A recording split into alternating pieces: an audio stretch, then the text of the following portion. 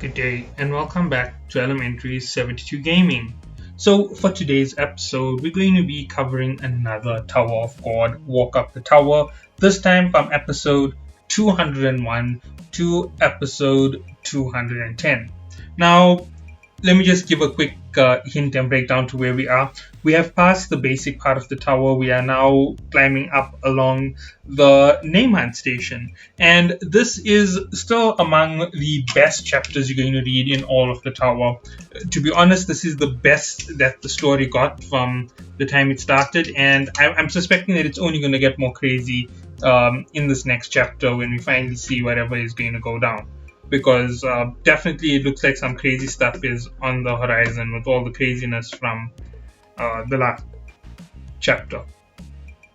Okay, so we enter in 201 and we see that Ran is waking up in the room and he sees Anak, Shibisu, and Hats at that point. And we see Shibisu basically greets Ran. And we see that Shibisu is basically left with picking up the body and cleaning up the mess. We see that Dan and Ran eventually clean up the guy's body.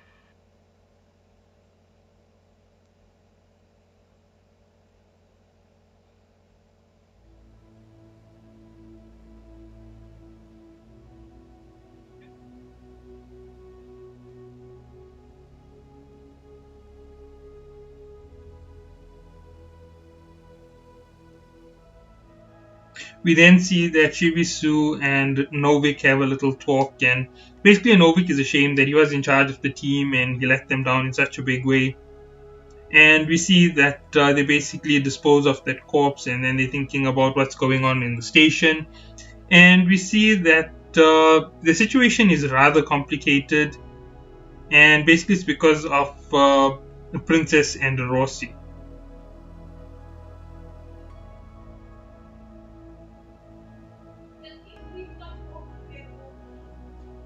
And we see that she's running around with Lowry, and basically she ends up using him as a throwing bag at one of the 10 bosses' minions, and that is basically what she's doing. She's busy facing off against the 10 bosses.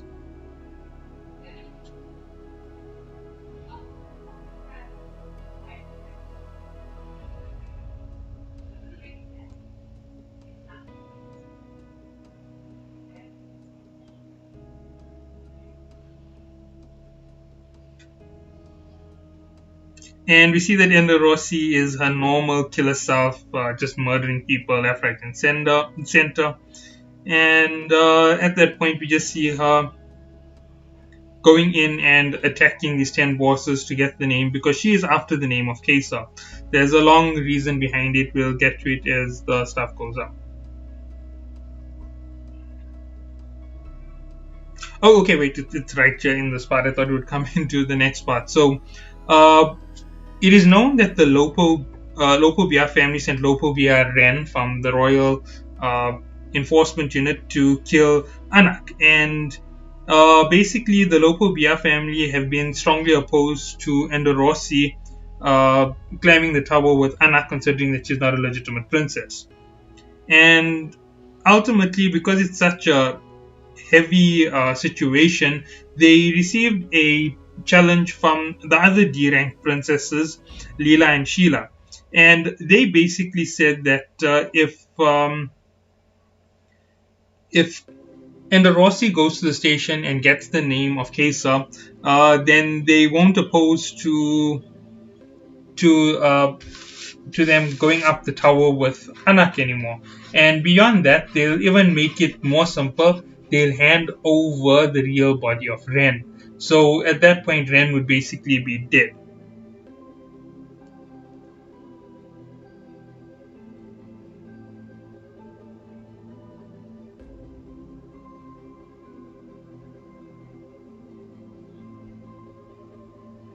And we see that Anak was opposed to it from the start.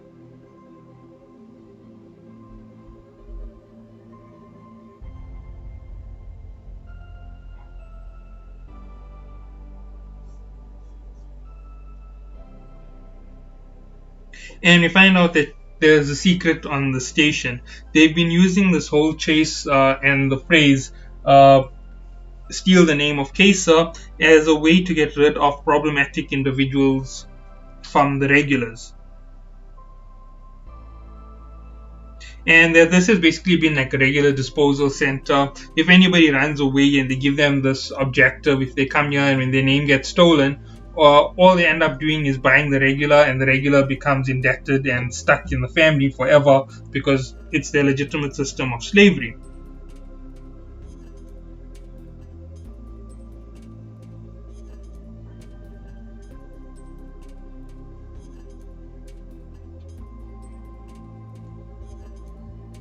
And we see that the station made a ton of ransom money off the regulars from other families as they went through and things like that there, because they keep buying them after their names get stolen.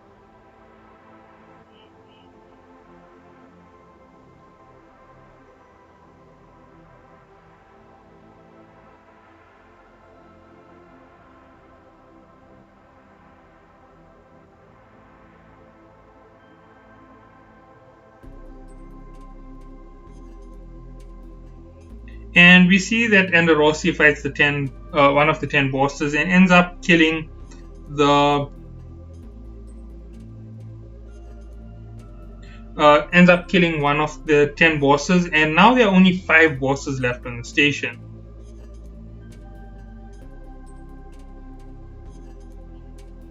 So basically that's what we get, that they've already hunted several of these bosses and now there's a very limited number of them left.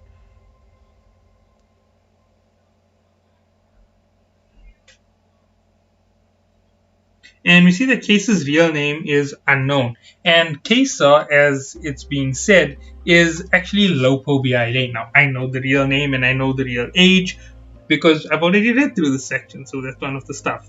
Her abilities are she's one of the Lopobia family, so she's an enema, and she's an enema from a special family called the Grey Wolf family, so she has a real crazy power. And we find out that Ender Rossi challenged her and lost her name.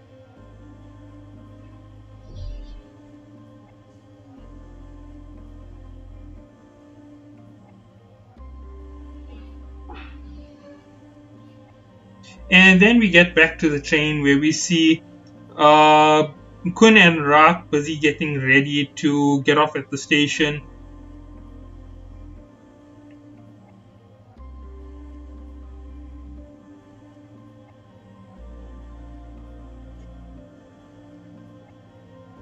And then all of a sudden we see Bam shows up at that moment and they're getting ready for their whole trip to the Name Hunt station.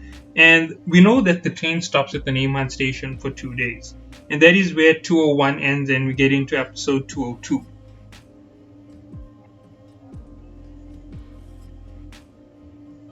We then see that in episode 202 we start off with Bam talking to the power inside him, and you are told that he devoured the souls when he used that power against White. And we see that Yuri and Evan are basically telling them that this is their chance. They're going to go out. They're going to have to find the name of Kesa. And basically, she explains that she was sure there were more people. And basically, after a little while, they get the information that some of the people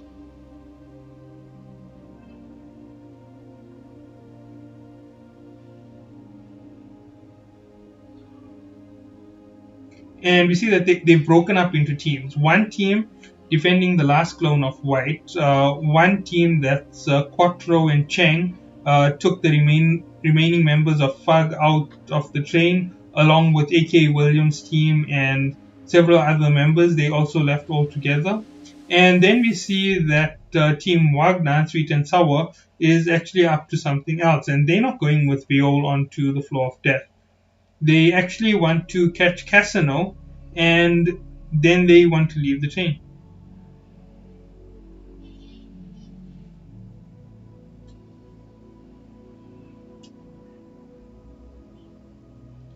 And we see that this is all because of what he was told by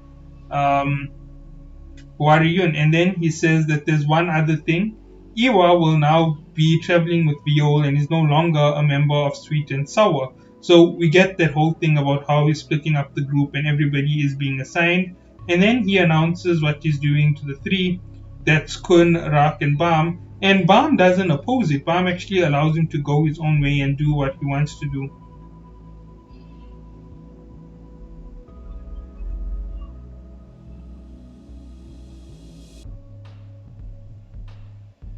And we see that this is the way in which the two part their ways. And we see that Wagnan wishes Bam well on catching the name of Kesa. We then see Wariyun give a stare towards Wagnan as she knew that something was up and that something was going to happen. The warning was if he keeps his team on this chain, he will end up losing teammates. We then see that Iwa is part of their team, and we see that Iwa was wondering why Bam let them go, and basically Bam says, uh, we each have to take responsibility for our own strength and that we have to find our own way. And at that point, we see the train starts pulling into the station, and we see that the train is there for 2 days, as I said, and basically Yuri gives them the task of catching the name of Kesa to get her cooperation.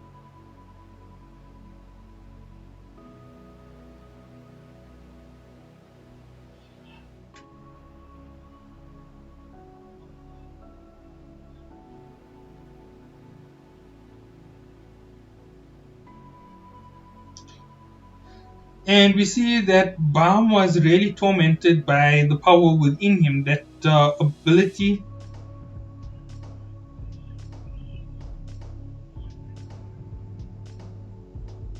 And we see that Baum was really tormented by the fact that the justice he seeks isn't within him. We then see that the Guardian was really worried about him, and that Baum himself broke the spell of the pot to get out of there. And then we see that Baum is leaving, and basically he was explaining this here to Kun about what was going on. And he basically explains he also wants to find his true self, so he has to go to the floor of death. And if he's able to find some kind of clue as to who he is on the floor of death, that will be a good thing. We see that Yuri says that Baum should come back, and we see that he says he'll make sure he brings back the name of Kesa, and we see that Yuri says he's still as stubborn as ever. At this point, we see that uh,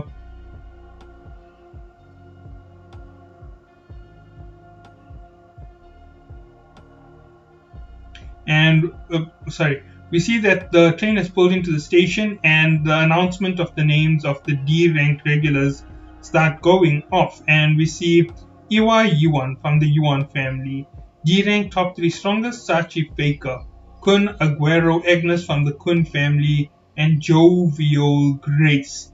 At this point, we see that instantly Kesa gets into a mood, and we see that Leela and Sheila are here on the station.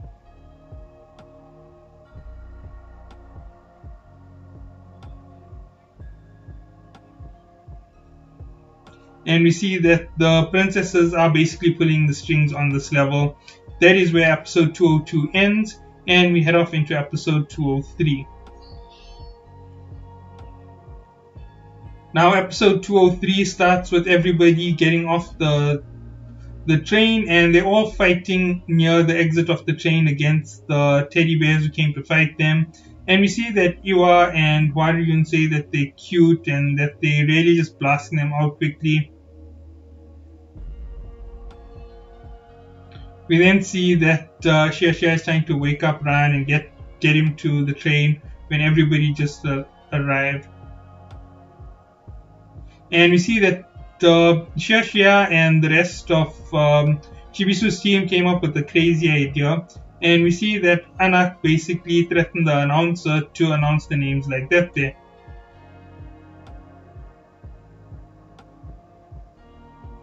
And we see that Anak basically says that they needed the name to be announced because he's always had two names, and that she wanted to give another announcement, and basically she wanted the station to revolve around Fug at that point, and basically to join Jovial Grace in breaking the slavery system of the station.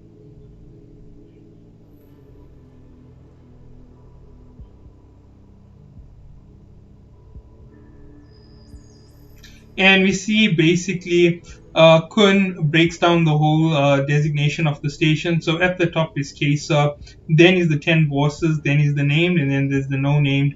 And basically, he explains that it's a whole slavery system, and that this is probably a mock of what happened in the past with the 10 great families when they passed through this area.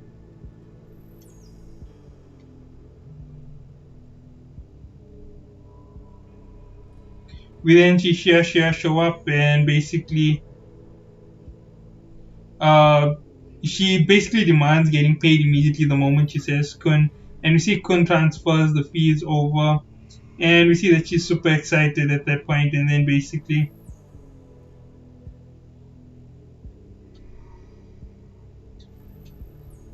And we see that they explain that Ender Rossi lost to Kesa and that all the crazy stuff that's going on the station.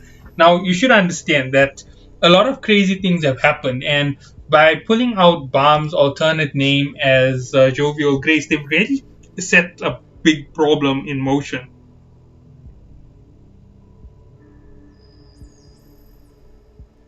And we then see that everybody starts the whole craziness about Ender Rossi.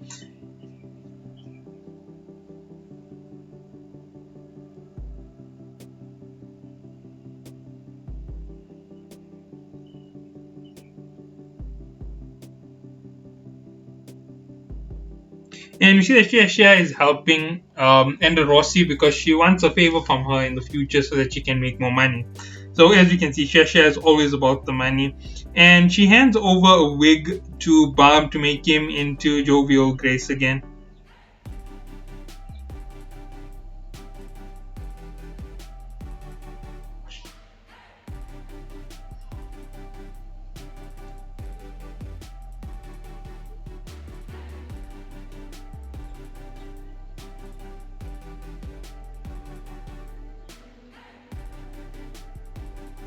And then we see Shia explains exactly what's going on. And as Viol shows up, we see that a ton of no name show up and they basically submit themselves to be Viol's servants instantly to help him destroy everything, and that they're doing this here to try and draw Kesa out so that they can fight her in the festival, and that there are only 5 bosses left on the station. So the problem is that they're now in hiding. So if they can cause enough of a stir, they could actually manage to pull some of the bosses out of hiding, and even better, they could pull Kesa out of hiding herself. So all of this is what they outlined with the other team, and they're going to use Viol's name to actually do all of this.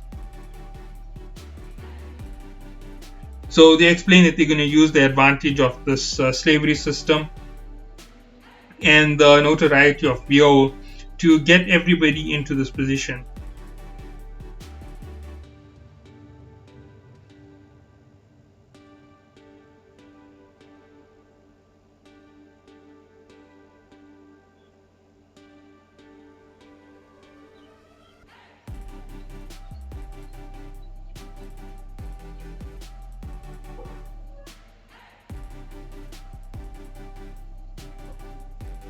So I just need to list all of the bosses who are left.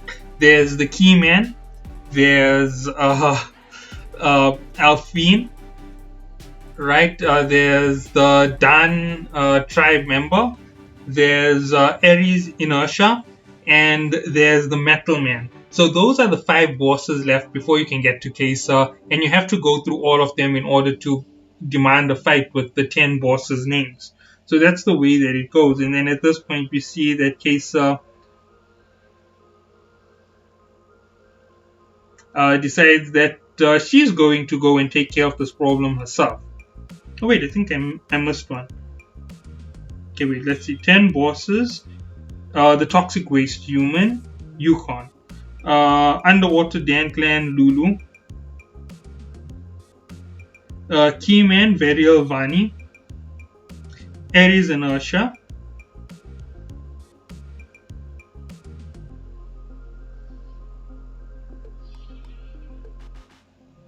and Alphine. Yeah, that's the five. I think I listed them all, but I know there's one more person who's missing from this list.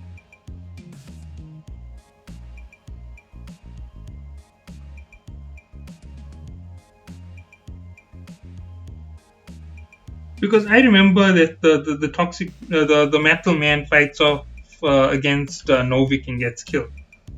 So I'm not sure what's going on because they said there's five and I'm counting six. So yeah. So anyway, we get back into the next episode in 204, and this time we see that things catch up with Viol, and Shia basically tells them that they can't just demand things from him. They need some time to calm down, and basically she says that these are the four lords of Fug, and she starts naming them. Sachi Faker, top three strongest D-rank regulars, the Cruel Wizard, the Terrifying Flame human Iwa Yuan, the ultra precise human GPS Huari Yun, and Rak Wraith Razor, a real monster born on a banana farm. So that's the way that she introduces his friends, and all the regulars end up just forming under those three, and they all start moving around in their own way, and that's how things go from there.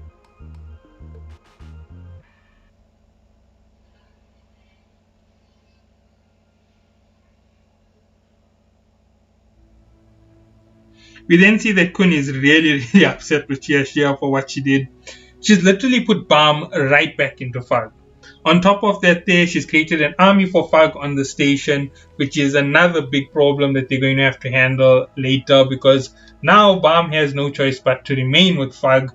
They basically threw him back into the problematic part in this whole situation.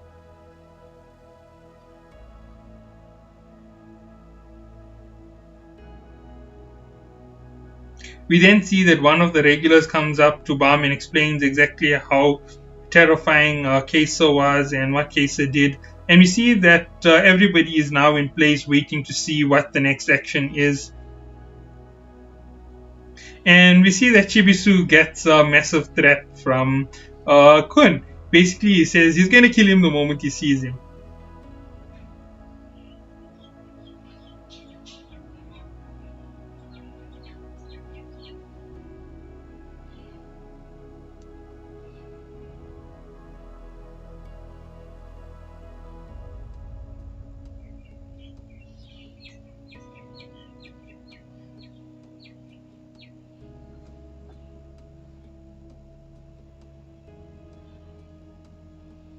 And at that very moment, we see that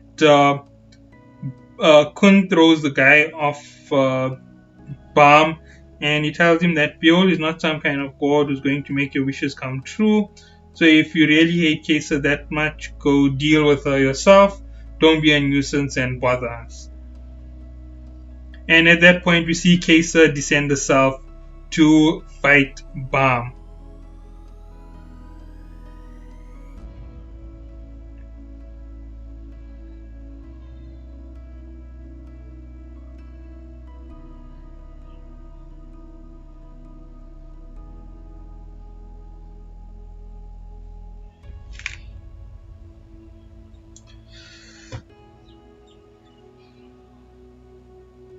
And we see that Shia tells them that Kesa appeared, and she's right there with Balm at that moment. And we see that Balm explains he's here to steal her name.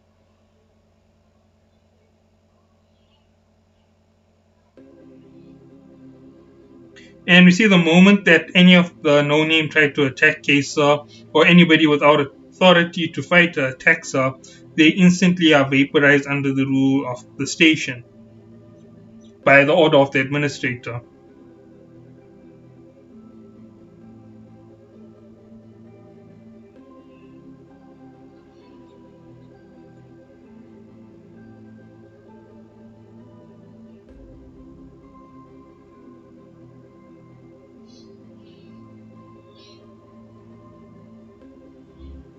And we see that Cases says that Jovial Grace doesn't have to wait until the festival, since he'll just cause chaos on the station if she leaves him any longer, and she requests a match against him.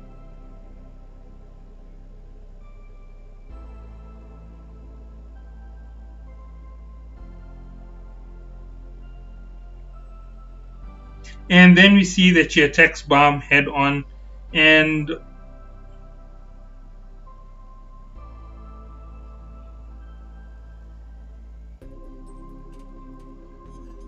we see that Kun starts analyzing what Kesa has an unseen inventory, so she has invisible weapons, and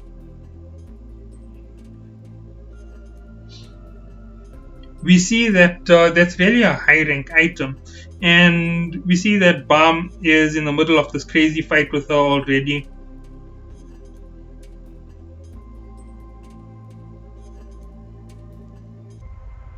And we see that Balm starts attacking her. And we see that she shows up with an armor inventory, so something else even more crazy expensive for a D class regular.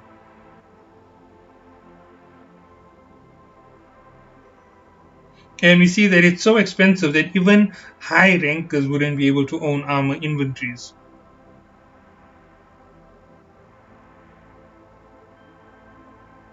And we see that everything is basically being analyzed by Kun on what is going on between these two. And it is really important to go through it, but I figured that I'm going a bit too in detail at this point. Sorry.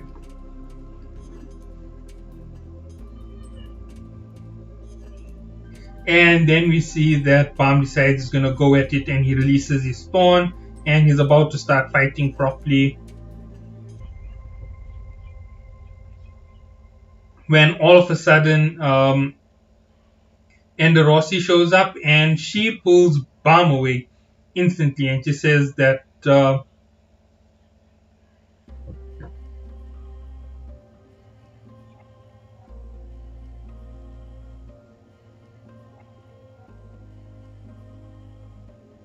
and we see that Ender Rossi just grabs Balm and flies away. So now there's an open way to target Kesa and fight her anytime with the name of Jovial Grace.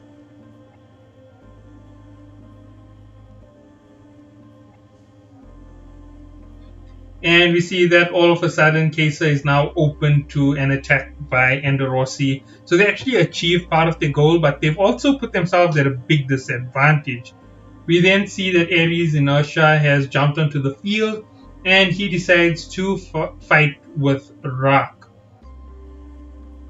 We then see that Ender Rossi shows up with all of the regulars. That's Kun, Shia, Balm, and they all come into the house where Shibisu is, and basically that's how it goes. At that point, we see that Kun starts chasing Shibisu around non-stop, and he basically hits him. And we see they explain the whole situation where Ender Rossi got caught in a trap, she fell for provocation, and that's how come they in this whole situation. She then hits Kun on the head because Kun says no to her taking Balm away, and then she just pulls Balm out anyway from the room.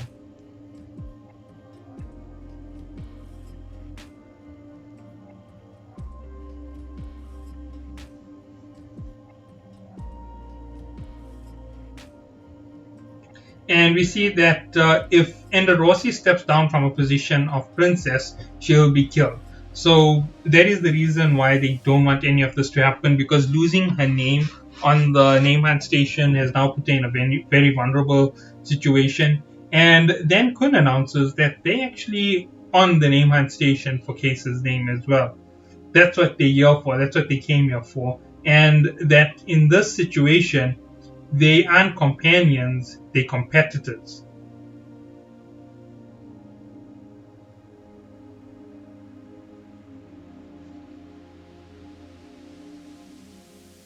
And we see that Ares Inertia decides to fight Rock. And at this point, Rock decides to stand up and fight him. And he tells all the regulars to get away because he'll do this on his own.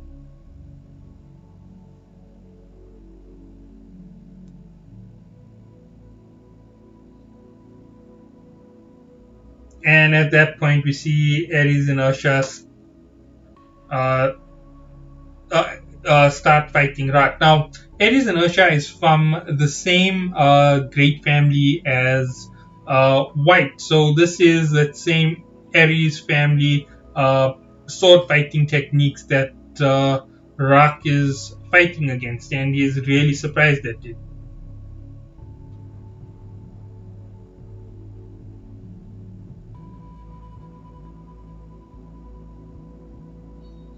And we see that Iwa is showing off in front of Danwa, and all of a sudden, we see that Danwa says that he's there to protect people, and that there's another reason why he's on his way to protect Yura, which I know is the hidden floor, and that's like such a long way away. And then all of a sudden, we see there was a massive explosion, and Iwa and Danwa run towards it to go help the alligator.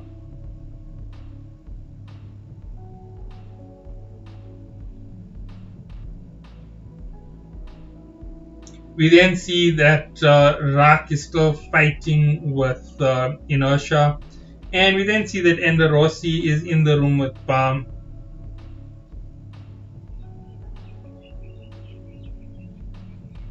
And we see that Balm admits that although Kesa is quite strong, he doesn't feel like he's someone he couldn't beat. And he wonders, is it true that Ender Rossi lost her name? And we see that Ender Rossi says that day when she lost her name, she found out that Kesa had a secret ability. And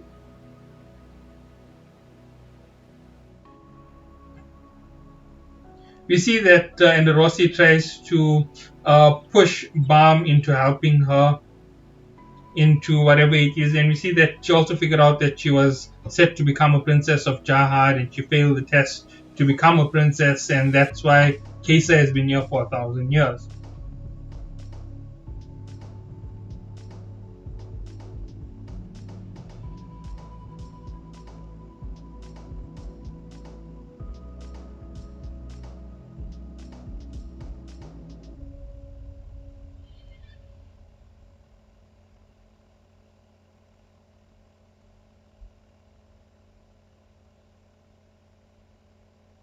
And we see at this moment that Kun is drawing a line in the sand with Shibisu. That he needs to think about what he did, and basically he says they can't help them by giving them the name of Kesa because they really made a big mess here. If anything happens to Balm on the station, they basically drag him back to Fug.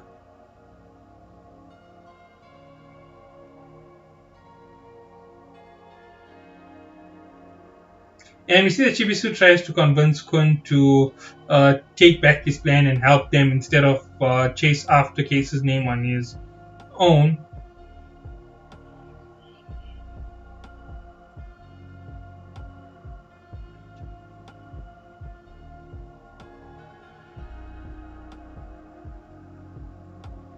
We then see that Hutz decides to challenge Kun. Now, you have to understand one thing. Hutz is very strong as a swordsman, but versus Kun, Hutz has no chance of winning. If Kun really goes crazy, Hutz would be dead in an instant. So we see at this point, Hutz decides to fight Kun, and we know Kun is going to hold back, and that is where 205 ends. So we then enter into episode 206, and we see that it starts off with Ender Rossi being a bit aggressive with Balm, and deciding that she'll just steal Balm's name and force him to be her servant. We also see Hats decides to fight Kun, and then all of a sudden, Kun pulls out his white heavenly mirror and he uses his lighthouses. Now, obviously, being a light bearer, he has the advantage in close quarters for this particular purpose, and at that moment, Hats attempts to attack him.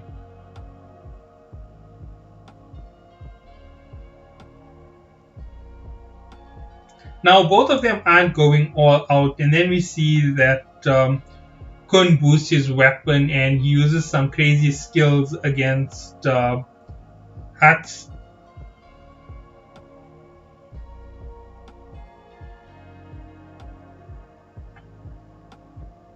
And then we see Kun hits him, and obviously Kun isn't aiming to kill him, so he hits him, and after a few hits, he manages to escape from the roof.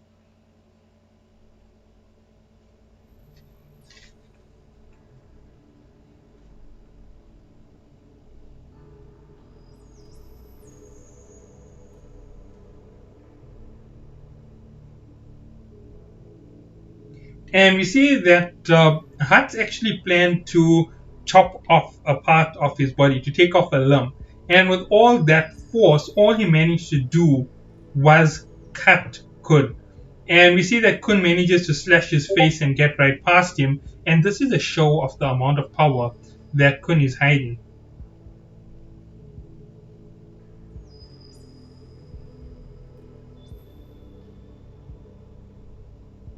And we see that Kun finally draws the line out clear. He doesn't want people to use Balm carelessly. And the reason is Balm can end up being dragged into Fug all over again. Considering how much they went through just to keep Balm out of Fug, this is crazy.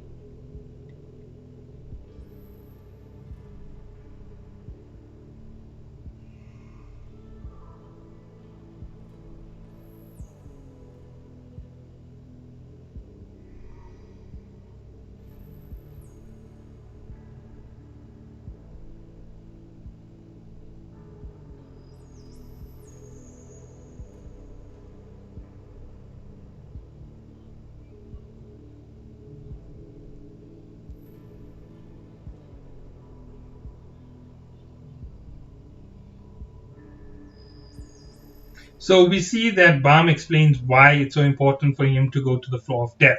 He's not risking one of his friends uh, for Rachel this time. He is risking everything because it's very important. This journey is something that is crucial to him. And we see that Ender Rossi gets real hurt because she was hoping that Balm was in love with her and that he felt the same way and that he would just drop everything for her in an instant. And we see Kun explain that things got really mixed up.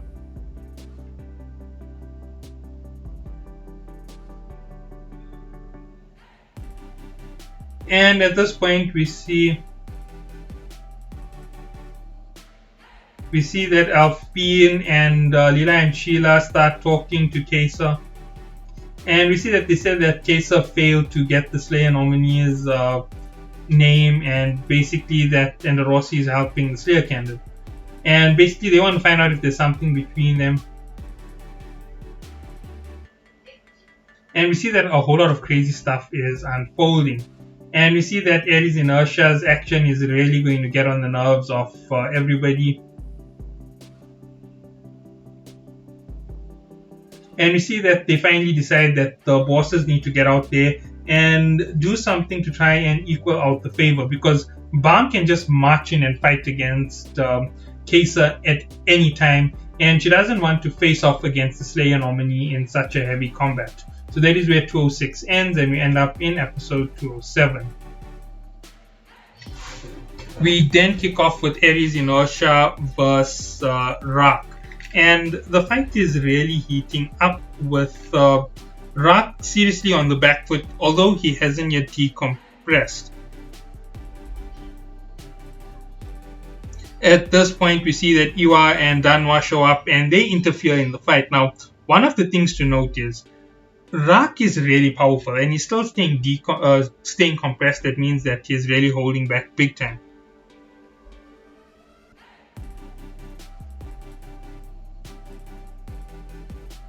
And we see that Hutz is trying to figure out why in the world could they draw a line in the sand like that and why they won't help with Ender Rossi. And Shibuso explains that they are Balm's friends, not Viol's friends.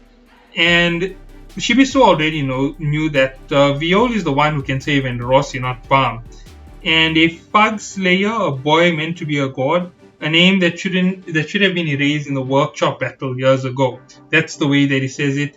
And if they were truly Balm's friends, they would never have asked Viol for help under any circumstances. But they basically had no choice and they put Balm at risk, which is why Kun was behaving so harshly towards them. Balm's whole life may be completely consumed by this decision. We then get the fight with Ares Inertia, Iwa, Rock, Danwa, and that one there is going crazy. At which point we see that Ares Inertia blocks the flame with his fighting technique, and then he charges into attack, and basically uh, we see that the swordsman ignites his weapon, and at that point we see that he attacks the swordsman and grabs his sword. We then see that Waryun decides to avoid that fight under all circumstances, and they keep moving around. We also see that one of the 10 bosses notices Sachifeka and decides to stay away from them because they would be way too powerful. We then see that Ares Inertia manages to grab the ignition weapon of Danwa, and he ends up with the sword with the soul of Krishna in it, and he picks it up on his own after a few seconds. And he instantly ignites it because they are masters with the sword. And at that point, he just knocks everybody down, and basically everything turned into a nightmare for even Rak at that point.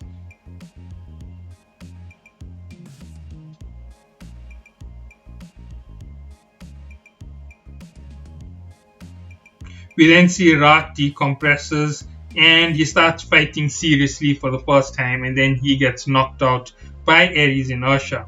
And it was such a close fight that he almost lost to Rak. With the ignition weapon, he had the advantage over Rak. Without it, he didn't. And this is a big thing because if Rak had an ignition weapon, it would have went in his favor as well. So that's the way that things were going. We then see that Enderossi has a total meltdown at the fact that Bam didn't.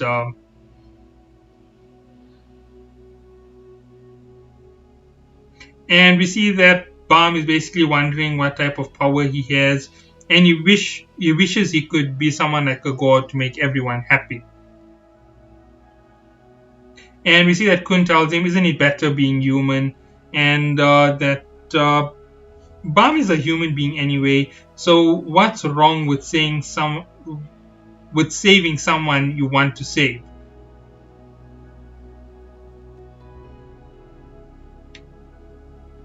And we see that Kun gives him a very good piece of advice, that this is his power and that he should choose how to use it himself. That's where episode 207 ends, and we end up in episode 208. We then see that Ares Inertia drags through Iwa, Rak, and Danwa, and he basically brought hostages into the whole situation. So now they have something on Bam. So they're going to try and pull a rift between Bam and Enderossi to make them fight each other so that Bam can get his friends back. And basically, Kesa decides to put their names up at the auction to force a fight with Bam and Enderossi. Then she can just swoop in and defeat the victor, making herself even more powerful.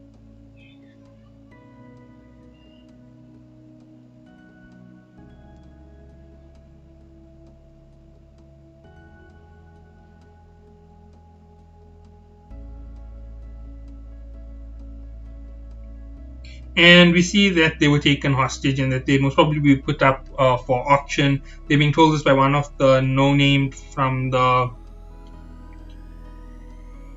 area, and basically that's how things are going.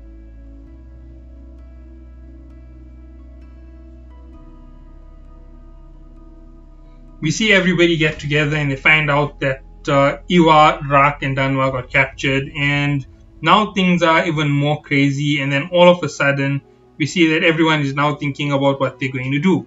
We see that the no-name is wondering who's this weird kid around, and they also explain that Ares Inertia was the one who actually captured everyone.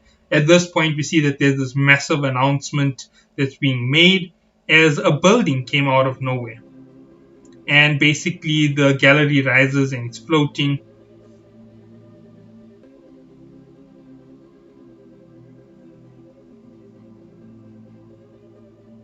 And we see that that Kesa goes through a very big plan to actually keep Bam's friends away from him. She actually locks them up in a chamber that only the Keyman's key can open because it's made by the workshop.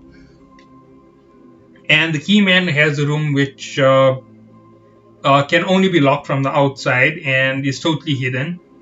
So he's hidden inside his room. Then they're in a building where you have to be qualified to enter, so it's kind of crazy. And things are just totally going off the rails.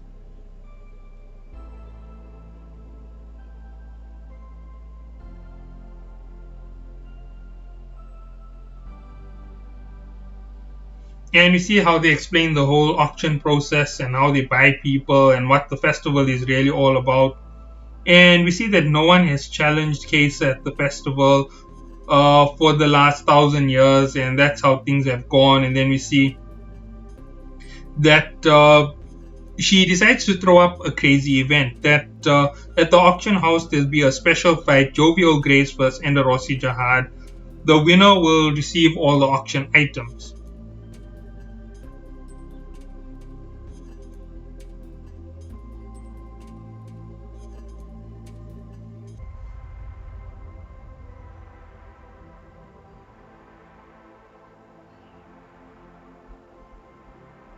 We then see that Kun figures out the plan. In the case, they tried to wedge something between the two, not realizing that they were already fighting each other.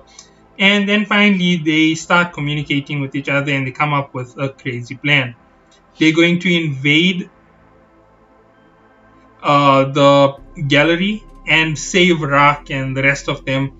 And Balm will directly challenge Kesa immediately, steal her name, and change everything. So we then get a hint of who is on the auction house when we see Jin Sang Ha. And he's actually sucking his lollipop so fast that it's burning at the end. It's a trope taken from another show. I'm not even sure which one it is, but yeah, it was something from a real big thing.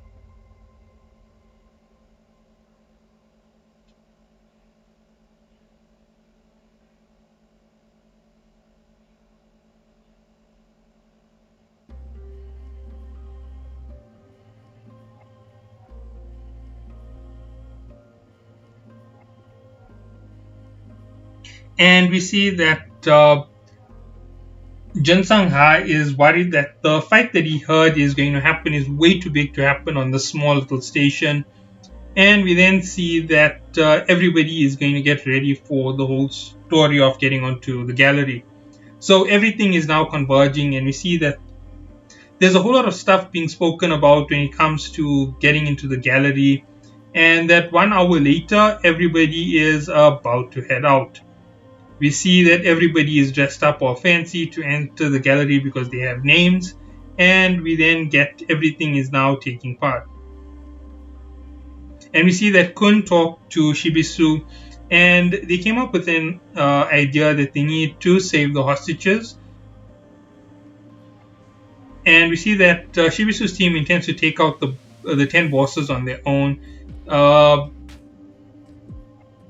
They seem more concerned about Balm fighting Ender Rossi. Now, the real reason is they already know that Balm is super powerful. He is crazy powerful to the point that it's not even funny. He was already a match for Ender Rossi in the past, and now he most probably would be even stronger than he was back then. So they want to try and make sure that Ender Rossi can take on Kesa one more time, try and steal back her name and steal Kesa's name. And we see that everybody is now moving around on their individual jobs. There's a team who are scouting for the hostages. Then there's a team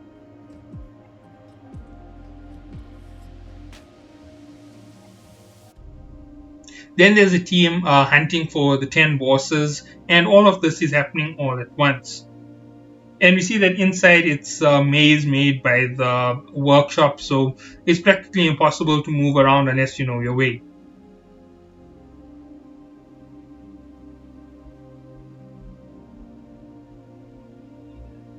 And we see the past of some of the regulars here, that they were from the 10 great families, and they ended up on the station. And when their names get stolen, they got sold back to their families, and that's how things went. And we get these hints of things that have happened in the past. At this point, we see Ares Inertia waiting for whoever is descending, and he's holding the ignition weapon with him at that moment.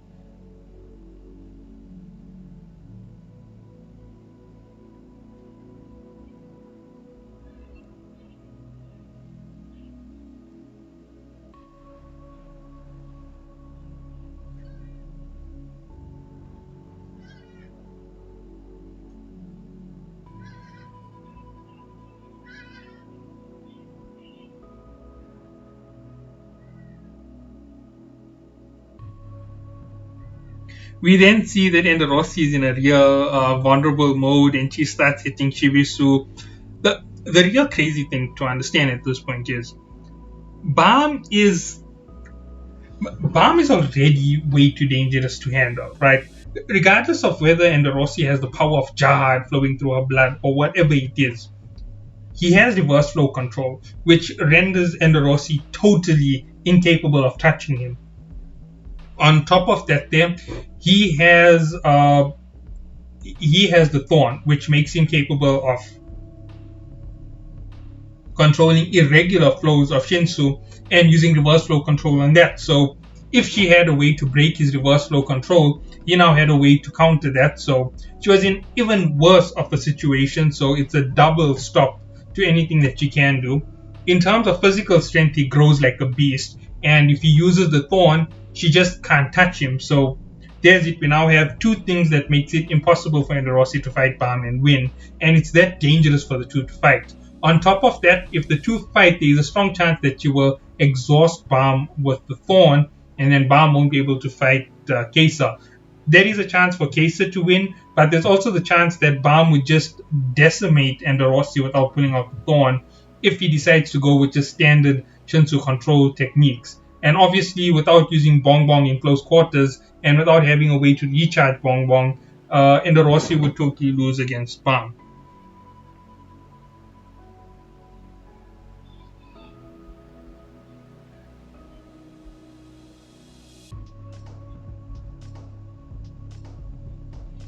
So we see that Anak and Vespa were left near the regular area, the residence, to hunt in case anybody showed up on that side. And then we see that there's four of them over here, with I think two people being unaccounted for. That's Vadi and Amigo. Those two from the team are nowhere to be seen so far when it comes to this entire team.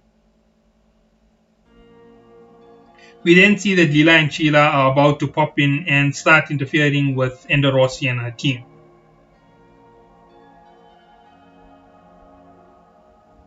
We see Balm's team finally arrives at the gallery and their hunt has begun. So yeah, a lot of crazy things are now in motion, and we see that everyone starts moving around, and then we see that Yukon starts sitting on somebody else, and basically he starts hurting them, and we see that he is upset because he feels that he is beneath Ares Inertia. Now, in reality, he is below him because he's much weaker. And we see that all he said was that Kai'Sa is a lot more lenient on Inertia, and that seemed to upset Yukon even more.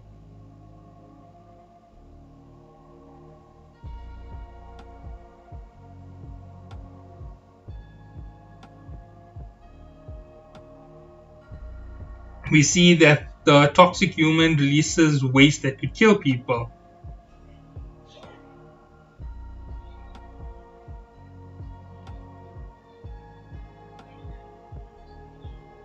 And we see that Balm decides he is going to ask Yukon where to find Kai'Sa.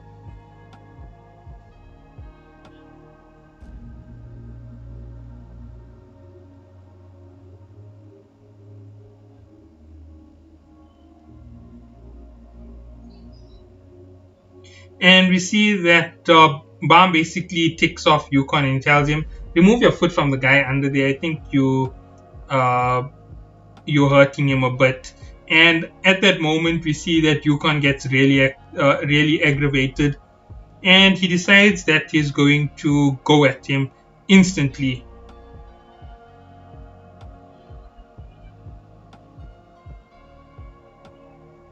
Now, Bam did aggravate him by saying other things, and then instantly Bam takes him down like he's nothing. And we see that he says that he is extremely aggravated at that point. That is where 209 ends. Sorry about that. I think I've been going overboard with this little chapter. We then see that Bam gets back into the fight with a crushing blow to Yukon. And we see that things didn't go Yukon's way. And we see that they shocked that he took out one of the 10 bosses in one hit.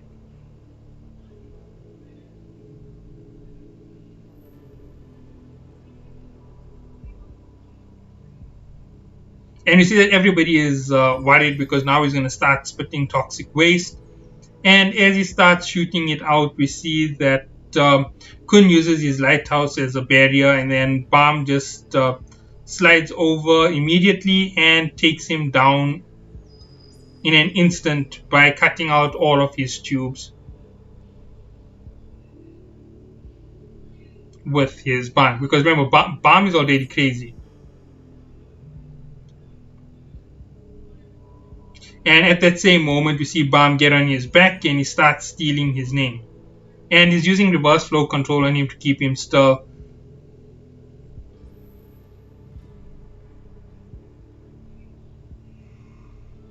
And then we see that his name was taken away.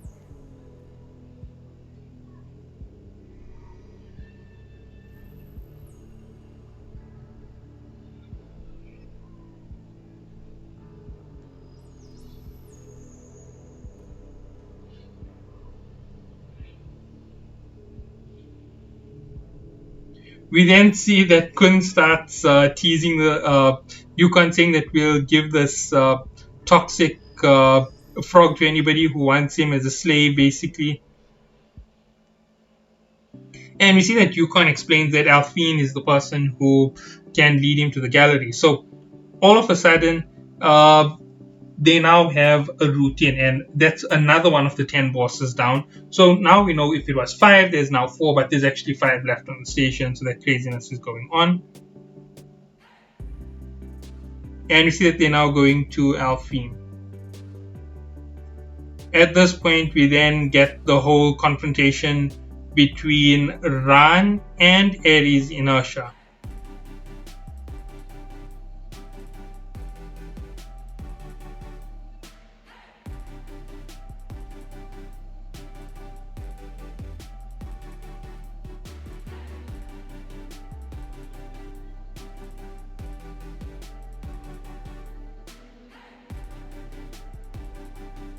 So we see that all of a sudden it's going to be Kun Ran versus Ares Inertia in a crazy fight. And immediately the first thing that Ran does is eat a lightning pearl.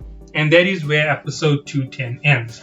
Now I know that this has been a really long chapter, and I actually went about explaining everything as it was happening.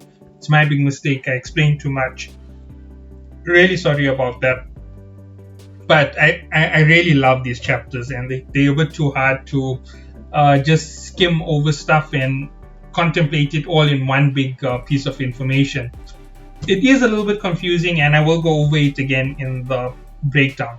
So the plan for this entire section was to use the name of Viol to get Kesa out of hiding and to get the 10 bosses into action, which actually works, but it also has a secondary negative because Ender Rossi needs Kesa's name, and so does Bam. Now, at the same point, because they use the name of Viol, they now risk Viol being brought back into Fug, which is something that nobody wants, and Shibisu already knew that they would really have caused trouble for Bam if anybody from Fug found out about this, and unfortunately Fug did find out about it. The next thing which makes this even more intense is the fact that the 10 bosses managed to get a hold of Bam's friends, and it's once again the Tower of Hostages. It's a name that everybody keeps calling it because every time anything happens, there's a hostage situation.